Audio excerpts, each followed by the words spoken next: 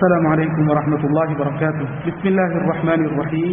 கண்ணியமிக்க அல்லாஹ்வின் நல்லடியார்களே, இஸ்லாமிய சகோதரர்களே, அல்லாஹ்வினால் ஒரு அடியானுக்கு கொடுக்கப்படும் மிக பெரும் ஒரு உயர்ந்த பாக்கியம் தான் தௌஃபீகாக இருக்கின்றது. தௌஃபீக் என்பது அல்லாஹு தஆலா நேசிக்கும் விரும்பும் ஒரு நல்ல ஒரு காரியத்தை செய்வதற்குரிய சந்தர்ப்பத்தை ஒரு மனிதனுக்கு அல்லாஹ் கொடுப்பதற்கு பேர் தான் தௌஃபீகாக இருக்கின்றது. அல்லாஹு தஆலா இந்த தௌஃபீக் என்ற பாக்கியத்தை தன்னுடைய அடியார்களில் சிலருக்கு தெரிவு செய்து கொடுக்கின்றான்.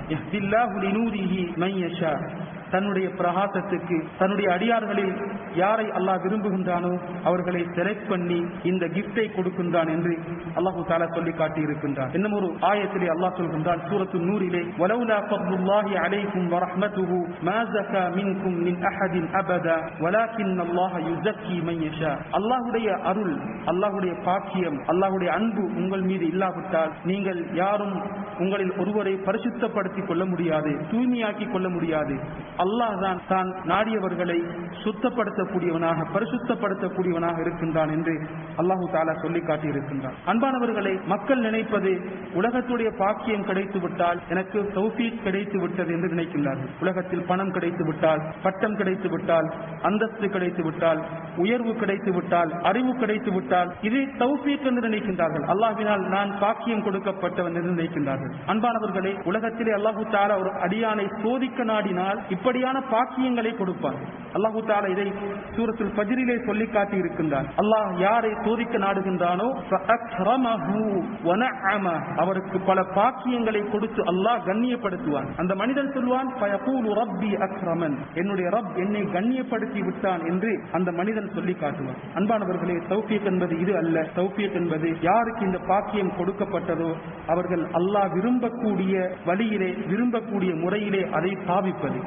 ஒரு மனிதனுக்கு அல்லாஹ் நல்ல சிந்தனையை கொடுத்திருக்கின்றானா அந்த சிந்தனையை அல்லாஹ் விரும்பக்கூடிய இடத்திலே பாவிப்பது. அல்லாஹ் ஒரு மனிதனுக்கு அறிவை கொடுத்திருக்கின்றானா, நாலேஜை கொடுத்திருக்கின்றானா அந்த நாலேஜை உரிய இடத்திலே பாவிப்பது. அல்லாஹ் பணத்தை கொடுத்திருக்கின்றானா பணத்தை உரிய இடத்திலே பாவிக்க வேண்டும். அல்லாஹ் உலகத்திலே பல பாக்கியங்களை தந்திருக்கின்றானா அந்த பாக்கியங்கள் உரிய இடத்திலே பாவிக்கப்படும் பொழுதுதான் அதற்கு பேர் தான் தௌஃபீகாக இருக்கின்றது. இப்னு கையிம் ஜௌஸியா ரஹ்மத்துல்லாஹி அலைஹி சொல்லி காட்டுகின்றார்கள், தௌஃபீக் என்றால் என்ன தெரியுமா? அல்லாஹ் உன் பக்கம் உன்னை சாட்டாமல் இருப்பது, உன்னுடைய மனோ இச்சையை பின்பற்றுவதன் பக்கம் உன்னை அல்லாஹ் சாட்டாமல் இருப்பது. ஒரு விடயம் வருகின்றது, வரும் பொழுது மார்க்கம் என்ன சொல்கின்றது, அல்லாஹ் என்ன சொல்கின்றான், நபி ஸல்லல்லாஹு அலைஹி வஸல்லம் என்ன சொல்கின்றார்கள், எனது தீனுல் இஸ்லாம் என்ன சொல்கின்றது என்பதை பார்க்க வேண்டும். இதை பார்ப்பதை விட்டுவிட்டு ஒரு மனிதன் எப்பொழுது தன்னுடைய மனோ இச்சை, தன் விருப்பம் எதன் பக்கம் இருக்கின்றது என்பதை பார்த்து அதை பின்பற்ற ஆரம்பிப்பானோ இந்த நேரத்திலே அவன் தௌஃபீக்கை விட்டும் தூரமாகி போய்விடுகின்றான். தௌஃபீக் என்றால் ஒரு மனிதனுக்கு ஒரு விடயம் வரும் பொழுது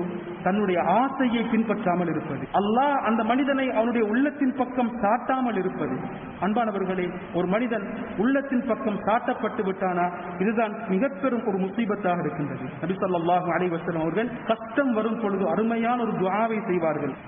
அல்லாஹும்ம ரஹ்மதக அர்ஜு, யா அல்லாஹ் உன்னுடைய ரஹ்மத்தை நான் ஆதரவு வைக்கின்றேன். ஃபலா தகில்னி இலா நஃப்ஸி. கஷ்டம் வரும் பொழுது ஓதக்கூடிய துஆ. வாழ்க்கையிலே வறுமை, கஷ்டம், பிரச்சனை, நோய் இப்படி வந்து விட்டது. இந்த நேரத்திலே நாம் ஓத வேண்டிய துஆ தான் அல்லாஹும்ம ரஹ்மதக அர்ஜு, யா அல்லாஹ் உன்னுடைய ரஹ்மத்தை நான் ஆசை வைக்கின்றேன். ஃபலா தகில்னி இலா நஃப்ஸி தர்ஃபத ஐன்.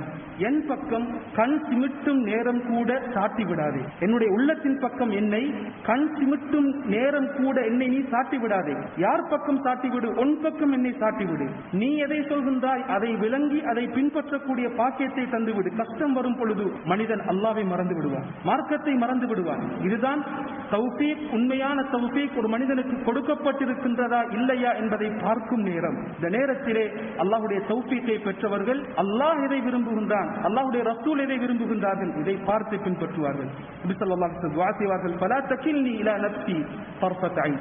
கண் சிமிட்டும் நேரம் கூட யா அல்லாஹ் என் பக்கம் என்னை நீ சாட்டி விடாதே. வ அஸ்லிஹ் லி ஷஅனி குல்ல, என்னுடைய காரியங்கள் அனைத்தையும் எனக்கு நிறைவேற்றி தந்துவிடு. லா இலாஹ இல்லா அன்த், உன்னை தவிர வணக்கத்துக்குரிய நாயன் யாரும் கிடையாது என்று நபி ஸல்லல்லாஹு அலைஹி வஸல்லம் துஆ செய்வார். முழு உலக உலகத்துடைய ஆட்சியும் கொடுக்கப்பட்ட பெரும் அரசன் தான் நபி சுலைமான் அலைஹிஸ்ஸலாம்.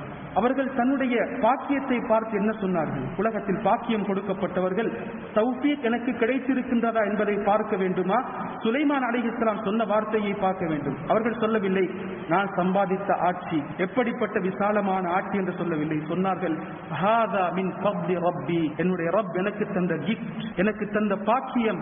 லியப்லுவனி அஷ்குரு அம் அக்ஃபுர், அல்லாஹ் என்னை செக் பண்ணுகின்றான், என்னை டெஸ்ட் பண்ணுகின்றான், நான் நன்றி செலுத்துகின்றேனா அல்லது அல்லாஹை மறந்து வாழ்கின்றேனா என்று அல்லாஹ் என்னை டெஸ்ட் பண்ணுகின்றான். அன்பானவர்களே, உலகத்தில் 1000 பாக்கியங்கள் இருக்கின்றது. இந்த பாக்கியங்கள் அனைத்திலும் அல்லாஹ்வுடைய தௌஃபீக், அல்லாஹ்வுடைய பிளஸிங் எமக்கு வேண்டும். வேண்டுமா அல்லாஹ்விடத்தில் துஆ செய்வோம், யா அல்லாஹ் எனக்கு தௌஃபீக்கை தந்துவிடு. இப்னுல் கய்யிம் ஜௌஸியா ரஹ்மத்துல்லாஹி அலைஹி அவர்கள் அருமையான ஒரு கருத்தை சொல்கின்றார்கள். அல்லாஹ்வுடைய தௌஃபீக்கை பெறுவதற்குரிய வழி மனதுடைய தூய்மை, இஹ்லாஸ்.